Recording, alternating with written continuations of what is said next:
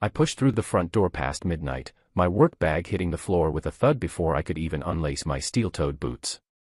Elena didn't look up from her phone screen. Her first words cut through the stillness. The payment didn't go through. And that bathroom sink is still leaking. This is unacceptable. I stood there in the doorway, covered in sawdust and exhaustion from the construction site. Nice to see you too. We're falling behind schedule, she continued, her manicured nails tapping against the glass table in a rhythmic pattern that matched her irritation. Jessica and her daughters are going to that resort this weekend. I already confirmed we'd join them tomorrow. Oh, and we need to replace the dining furniture. What we have now is embarrassing. I moved past her toward the kitchen, reaching for a glass of water. I put in 11 hours today. I'll check the sink in the morning. No, you'll fix it tonight because you always say morning and then forget. And don't make me chase you down for money transfers. I shouldn't have to remind you constantly. Standing at the refrigerator, I remembered how this house used to feel peaceful when I came home. Now it felt like walking into an audit. I'll handle the sink, I said, keeping my voice steady. I'll send the transfer. We're not behind on anything important.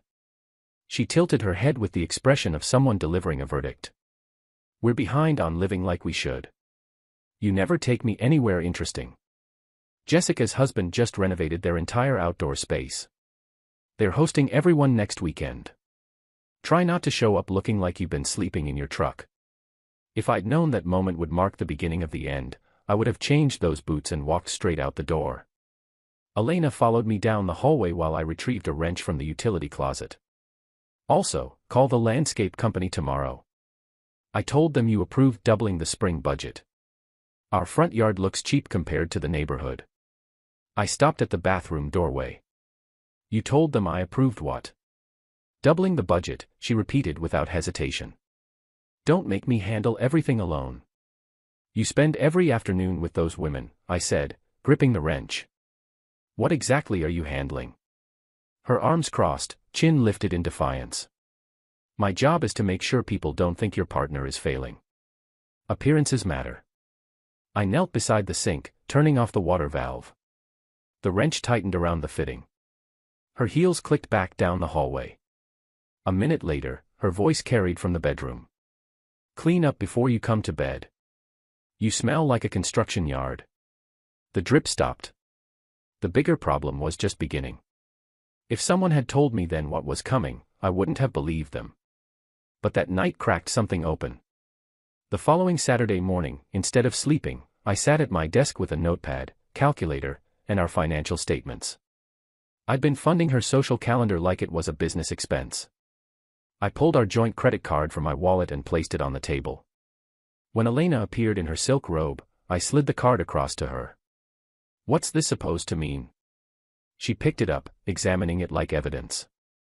Retired, I said plainly. The joint account is paused.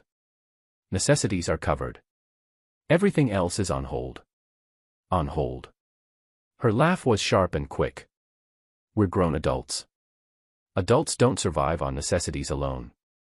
They do when one person treats the other like a funding source instead of a partner. She paced to the window and back, her movements agitated. Don't be dramatic. Do you understand how it looks to my friends when I can't keep up with them? It'll look like a couple living within their actual means. Rent, utilities, food, insurance, I've got those covered. Your social circuit isn't included in that budget. Her hip cocked to one side. So now I'm on an allowance like a child. Now you're learning appreciation. When you respect what I contribute, I'll respect the spending. Until then, I'm not bankrolling your gatherings where you critique me. She pressed her fingers to her temples. I shouldn't have to ask my own husband for things. You're not asking, I corrected. You're demanding from someone you see as an employer. I'm your husband, not your paycheck. She threw the card back onto the table with force. Jessica was right about you. You're small-minded. Perfect, I replied. Then this transition should be simple for both of us. I changed every online password that week. I split my direct deposit into separate accounts. I removed myself from the group chat for her social circle that I'd somehow been added to without asking. I sent a brief message to the landscape company, maintain current budget only. Any changes require my direct approval. I copied Elena on it. No lengthy explanations. No apologies. At the job site during lunch, I told Marcus, my foreman, that I'd be unavailable for evening projects for the next month. Personal situation, I said simply. He nodded, understanding without needing details. He scribbled something on a piece of scrap wood, boundaries. That afternoon, Elena attempted her first soft approach. She appeared in the garage carrying lemonade like a peace offering, leaning against my workbench. "Hey," she started, her voice quieter than usual. "I know I've been difficult lately. The pressure from the friend group has been intense. Maybe I went too far." She pushed the glass toward me. "You work incredibly hard. I recognize that." I accepted the drink but set it down without tasting it. "Good start," I said. "I'm trying here," she pressed. "Try with actions instead of words," I answered. "There's a difference between being stressed and being contemptuous. I need to see the difference. I don't have contempt for you." She touched my arm gently. "I want things to be good between us." "You want things to look good to others," I said. "Those aren't the same thing." She looked down, then forced a light laugh. "Can we at least attend Jessica's backyard event Friday? It'll be awkward if we don't show up." "I'm not skipping it," I said. "But I'm leaving early. If you want me there, you leave when I leave." She rolled her eyes with a manufactured smile. "We'll see about that." "Yes," I said, returning to my sketch of a shelf project. "We will see." Friday arrived. The new backyard featured an elaborate fire pit and designer furniture that looked uncomfortable. People I barely knew gave tours of renovations I didn't care about. Elena stayed glued to Jessica's side, collecting knowing smirks from the other women like currency. I stood near the grill with the other husbands, discussing sports and mortgage rates. When it was time, I checked my watch and caught Elena's attention across the patio. "Leaving in 10 minutes, I told her clearly. She smiled at her reflection in the glass door. "I'll catch a ride with Jessica." "You came with me." "I know," she said, turning back to her circle of friends. "We're grabbing dinner after this anyway." "Then arrange your own transportation home," I replied evenly. "You're not on my schedule tonight." Jessica's husband, Derek, glanced over like a referee sensing conflict brewing. Elena smiled with artificial sweetness. "Don't be controlling." "Not controlling," I corrected. Clarifying. I set my cup down, thanked Derek for the food, and left. I didn't slam anything. The door closed with finality. She didn't come home that night. I slept soundly. The next morning, Elena sat at the kitchen table wearing sunglasses despite the dim lighting from half-closed blinds. "You abandoned me there," she said, her tone accusatory. "You chose to stay," I replied. I made my boundary clear. I couldn't make a scene in front of everyone. "You made a choice," I corrected. Different letter, same result. She traced the rim of her coffee mug. "You hate my friends." "I don't know your friends well enough to hate them," I said, grabbing my keys. "I know the performance you put on around them, and that's what I'm done with." Her eyes narrowed. "You're making me the villain here." "You're making yourself the villain," I replied, heading toward the door. "I'm just making breakfast and going to work." Work became easier once I stopped juggling someone else's image management. I'd come home, cook simple meals, change air filters, sand down woodwork. Elena moved through the house like a tenant paying rent with criticism. She'd sigh at how I folded towels. She'd point out streaks on bathroom mirrors. She'd leave delivery boxes on my side of the garage positioned so I'd trip over them. One Wednesday afternoon, she called while I was installing cabinets at a client's apartment. "When are you sending the resort deposit?" she asked without greeting. "I'm not," I said, measuring carefully and marking with my pencil. "Don't be petty about this." "Petty is buying flowers after disrespecting someone repeatedly," I replied. "This is a budget decision." "Everyone's going," she insisted. "I can't be the only one who doesn't attend." "Then don't be," I said. "Use your own card and your own funds." "My card uses your money." "It used to," I said. Now it's your responsibility. Silence. Then she hung up. My client, an older gentleman in a faded baseball cap, looked up from his kitchen table. Wife troubles, he asked. Something like that. Focus on your work, son, he said. It keeps your mind clear of garbage. That Friday, Elena attempted her second soft approach. She cooked dinner. She set the table with our nice plates instead of using takeout containers. She wore a dress I used to compliment. She poured wine and sat close, her knee touching mine. I booked us a getaway, she announced, her eyes warm. Just 2 nights. Quiet place upstate. Nothing extravagant, no group dynamics, just us reconnecting. I cut into my steak, chewing while I studied her. Where did the money come from? I used what you gave me last month. I didn't give you anything last month. I had some savings left over, she said quickly. I've been careful with money. You've been saving my money to book our trip, I said. That's creative accounting. Don't ruin this, she pleaded. I'm trying to bridge the gap between us. You've been so distant. I laughed once, not loudly. You're the one who built the bridge and forgot to tell me it leads nowhere useful. It leads to us, she said, placing her hand over mine. I miss you. I miss what we had. You miss the funding, I replied without moving my hand. You miss having a husband who nods on command and doesn't question anything. She pulled back. You really think that poorly of me? I think accurately of you, I said. And I'm not driving 2 hours to be evaluated for a weekend. She stood, placing her napkin down with theatrical precision. Fine. Keep your pride and your petty rules. Gladly, I said. They're the only things in this house that still respect me. She didn't speak to me the following morning. She typed rapidly on her phone, switching screens whenever I walked past. By Sunday, she had the announcement I should have anticipated. I'm staying with Jessica for a few nights, she declared, dropping a set of keys on the counter. We need space. I need time to process everything. Take whatever time you need, I answered. I'm changing the security code today. Her eyebrows shot up. You're seriously doing that? I'm seriously protecting my peace. Text me if something genuinely important comes up. No unannounced visits. She stared, calculating whether to yell or play victim. She chose a small, tight nod.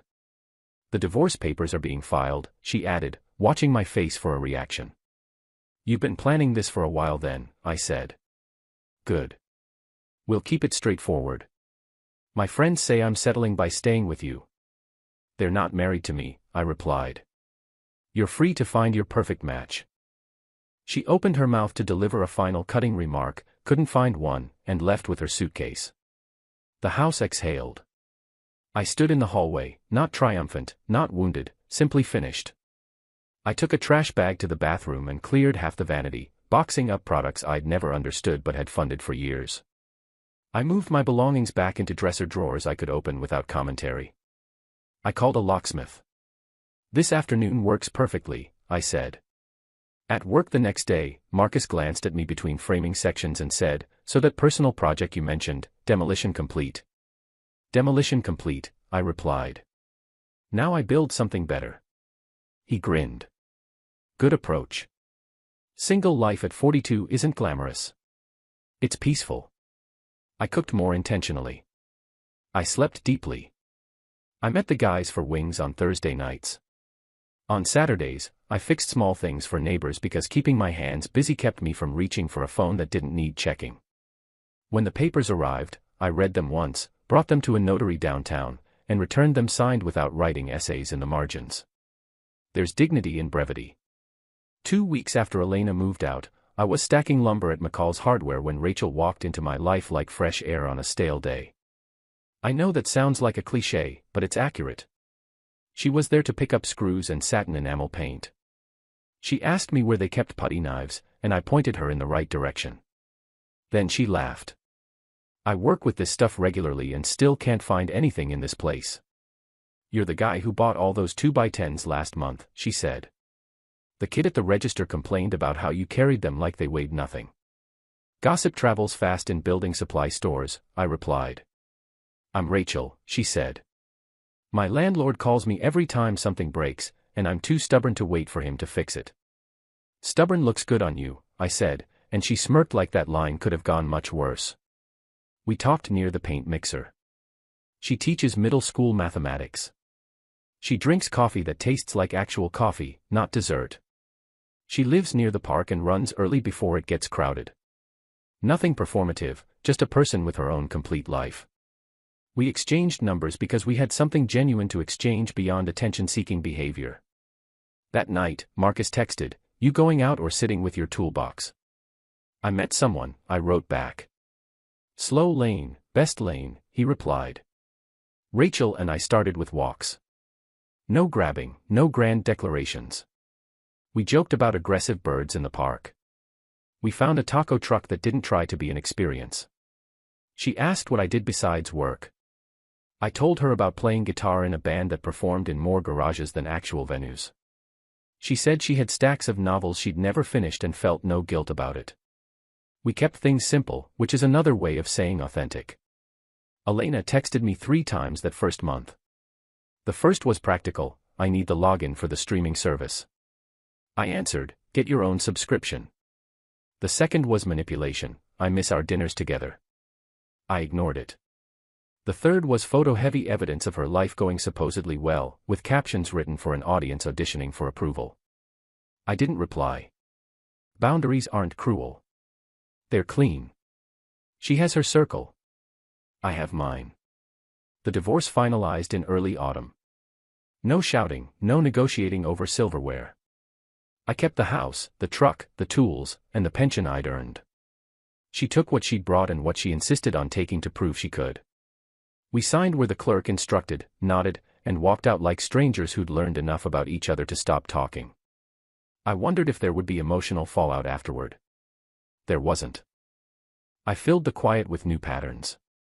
Sunday mornings became ritual breakfasts at the diner with Rachel after her run.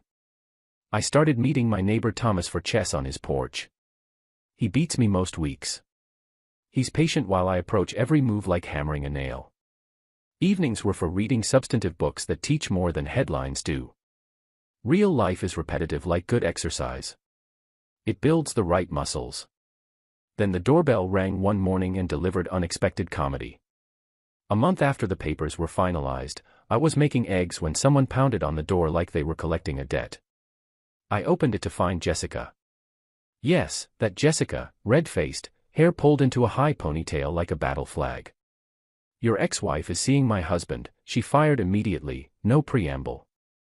I looked at her, then at the street, then back. "Good morning, Jessica." "Don't good morning me," she snapped. "She's with Derek.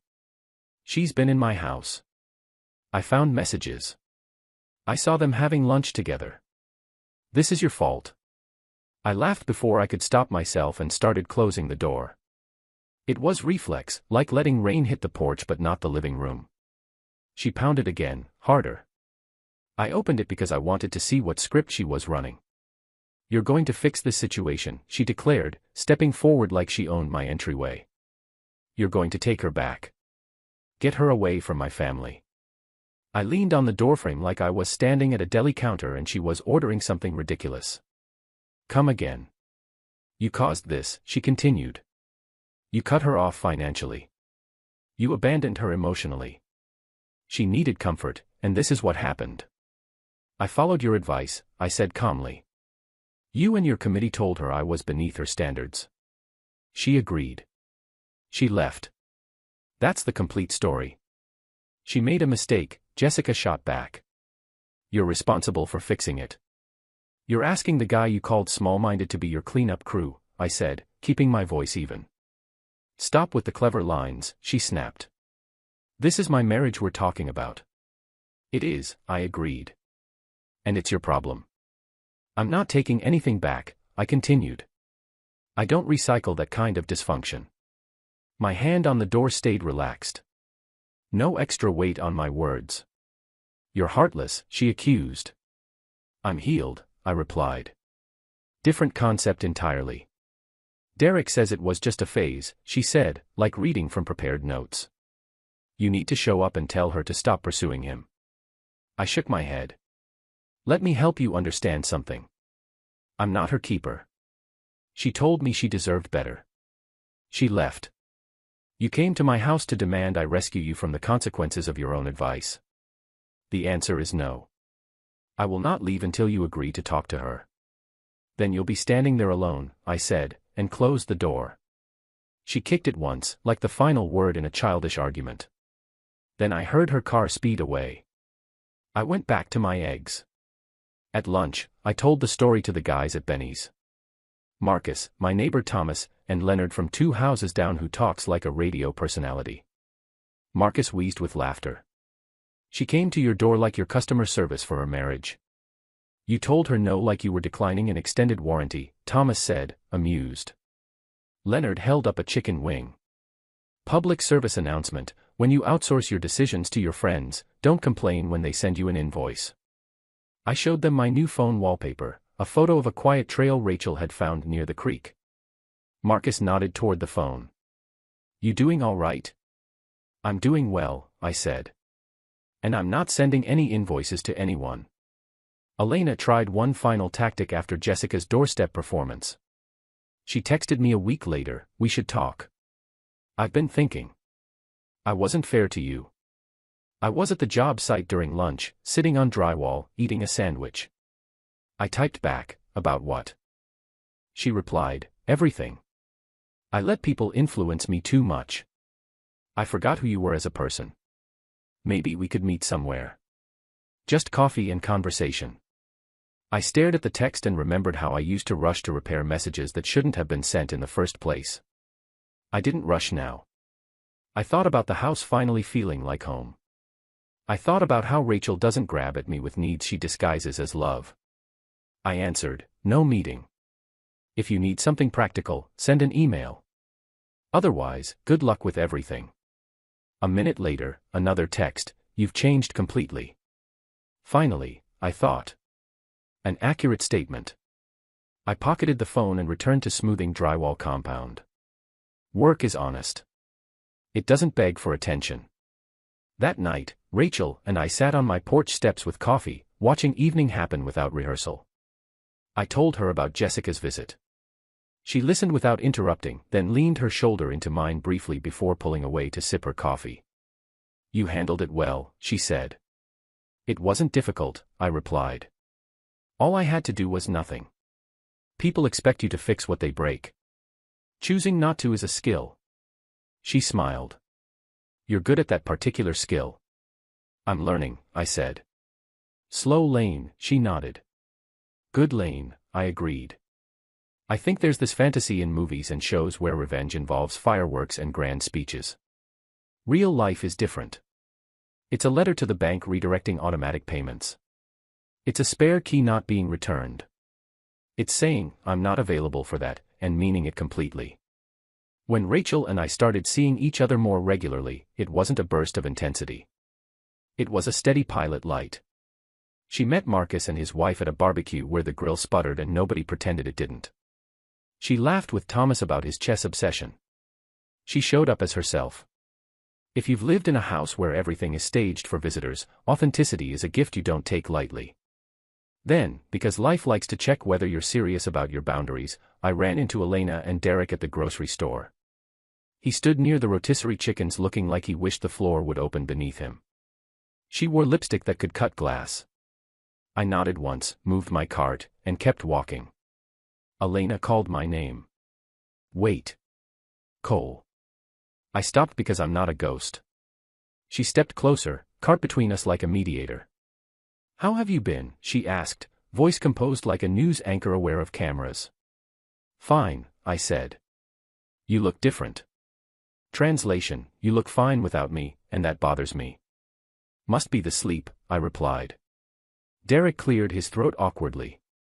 How's work going, man? Steady, I said. How's the backyard? Still standing. Still there, he answered, attempting a smile at a joke he didn't feel. Elena's eyes moved rapidly like she was flipping through cards searching for the right line. We should all be adults about this situation, she tried. No hard feelings on anyone's part. No feelings, I said. Best approach. She misread the moment and reached for familiar territory, condescension. You always were so literal about everything. That's why you never fit with my friends. I fit with myself, I said. Turns out that's sufficient. We could have stood there until the frozen food thawed. I pushed my cart past them, grabbed eggs, and texted Rachel, "Want breakfast for dinner?" She sent back a thumbs up and a heart because she's straightforward and doesn't negotiate every moment. I left the store without looking back. That's a small thing unless you've lived in a way where looking back felt like survival. Not anymore. The last time Elena knocked on my door, she came with something resembling sincerity, which can be easy to mistake for the genuine article if you're bored or lonely. I wasn't either. I came to apologize, she said on my front step. No agenda behind it. I wronged you. I believed people who enjoyed stirring conflict. I made you the villain to feel better about wanting more than what we had. I appreciate that, I said. We're still not meeting for coffee. I'm not asking for that, she said quickly. I just wanted to say it directly. Okay, I said. She looked past me into the house she used to arrange like a showroom. She noticed the guitar I'd put back on its stand, the shoes by the door actually being mine instead of delivered packages meant for someone else. She mouthed a small wow at the peaceful quiet. Are you seeing someone? She asked. I'm living, I replied. I hope she appreciates you, Elena said. For a brief moment, I believed she meant it. She does, I said. But even if she didn't, I would appreciate myself. That's the difference now. That landed. She nodded, swallowed words I didn't need to hear, and left. No theatrics, no demands.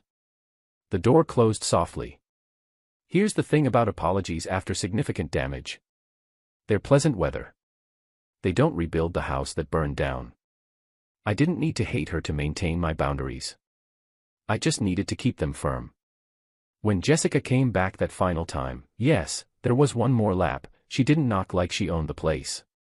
She knocked like someone who'd learned disappointment. I wanted to say you were right, she started. About the math of relationships. I leaned on the porch post and waited. Derek's on his third midlife crisis this year, apparently, she said, trying on humor like an ill-fitting coat. Don't worry, I'm not here to dump my problems. I just figured you should know how your ex-wife conducts herself with married men. I already know, I said. And it's not my topic of concern anymore. I told her to stop being a passenger in her own life, Jessica added, and I almost smiled at the idea of that advice coming years too late. Good luck with your social committee, I replied. She exhaled and looked at the street. You know what stung the most? She never looked at us like we were actual people. We were a scoreboard to her. That's an exhausting way to live, I said. Always counting someone else's points. I guess you finally stopped playing that game, she said. I did, I answered. She nodded and walked away without kicking the door this time. Progress, I suppose. That evening at Benny's, the guys wanted the full story. I gave them the condensed version. Leonard clinked his glass. To boundaries, he announced. May they keep the right people in and the wrong people out. Marcus leaned over. So when are you actually going to play that guitar again instead of just looking at it? Don't rush the classics, I said, and we all laughed. Now, if you're waiting for a twist where I collapse emotionally, you'll be disappointed. It's not that kind of story. The twist already happened the day I realized respect is binary. You either have it or you don't. If you start grading on a curve, you're the one getting curved. Rachel and I took things slow. She met my sister Claire, who lives 2 hours away and talks rapidly but hears every word. She saw my worst habit, leaving the tape measure wherever I last used it, and turned it into a game rather than a courtroom trial. On Sundays, we did nothing on purpose. I'd fix a hinge, she'd read 3 pages and fall asleep with the book on her chest. Real life isn't exciting to describe. The miracle isn't how boring it looks to outsiders. The miracle is how sustainable it feels on the inside. I finally mounted a road bike on a hook in the garage. I started cycling again. Not to outrun anything, but because my legs remembered they like being used for something beyond walking job sites. I gave away the dining set Elena had criticized because she wasn't eating here to judge it anymore. I hosted the guys for burgers where nobody asked whether the chairs matched the aesthetic. They held us up. That's what mattered. I didn't post any of it online. That's another luxury, doing things without checking in with strangers for validation. One morning, Rachel and I took the long route to the diner after a run. The waitress knows our order now and makes fun of me for asking for one less sugar in my coffee like it's a negotiation worth having. That day, Rachel slid a key across the table. "You don't need to use it right away," she said. "I just want you to know I trust you in my space." I looked at the key, then at her, and didn't make a joke or deflect. "Thank you," I told her. "I'm not going to flood your sink or paint your cabinets an unexpected color." "Good," she said. "I like my cabinets exactly as they are." When we left the diner, a text buzzed on my phone from an unknown number. It was a photo of a backyard I recognized, filled with people I used to know pretending to be happy. No message, just the image. I deleted it without a second thought. You don't feed the part of your brain that likes consuming garbage. I drove us home with the windows slightly open and music playing low. The house came into view. Not staged, not perfect for magazines, but mine. The yard didn't look expensive. It looked lived in. My truck in the driveway, my tools in the garage, my life inside those walls. I parked, got out, and Rachel touched my arm lightly. "You okay?" she asked. "I am," I said. "And I'm hungry. Let's see if I can grill without burning everything this time." "You burned it last time because you were talking too much," she said. "I was telling an important story," I replied. "It was long," she said, smirking. "It was worth it," I said. She laughed and went inside to grab plates. I stood there for a moment, looking at the door that used to open to climate reports and performance reviews and now opened to silence unless I invited sound in. It was a good moment. Elena tried a few more times to send proof of her life going exactly how she wanted. New hair, new dinners, new people playing the same exhausting game she'd always played. I didn't answer any of it. You can win by not playing. She has her circle. I have mine. A week later, I got a message from Claire, "Proud of you, little brother. You look lighter in your photos." That's not a romantic sentence. It's something better. It's accurate. I didn't go chasing punishment or attempt to make anyone feel terrible. I just made it clear the subscription had ended and there were no trial periods remaining. That's the part that landed hardest for Elena and her social circle. They wanted a villain to argue with, someone to blame and dissect. Instead, they got a closed door. The door stayed closed. The final exchange came when Elena sent one last almost gentle text, "Do you ever wonder if we gave up too soon on what we had?" I looked at the question, then wrote back, "I didn't give up. I moved forward. There's a significant difference." And then, because I'm not unkind, I added, "Take care of yourself." I put the phone down, picked up the guitar, tuned it with that old satisfying click of strings finding their pitch, and played a song I used to murder when I was 20. It still wasn't technically good, but it didn't need to be. Rachel came in, leaned on the doorframe like it was worth the price of admission, and nodded along even though there wasn't really a chorus to follow. That's the epilogue you get in real life. Not fireworks, not speeches that go viral. A house that's quiet when it should be, loud when it earns it, and full of people who don't keep score. A truck that starts reliably. A job that pays because you show up consistently. A woman who doesn't ask you to become less so she can feel like more. Friends who laugh in the right places and challenge you in the right ways. And occasionally, a knock on the door from the past asking for service you no longer offer. I answer the door when I choose to. Otherwise, I let it ring. That's not revenge. That's not even victory. That's just living like you respect yourself. And once you start, it's surprisingly hard to stop.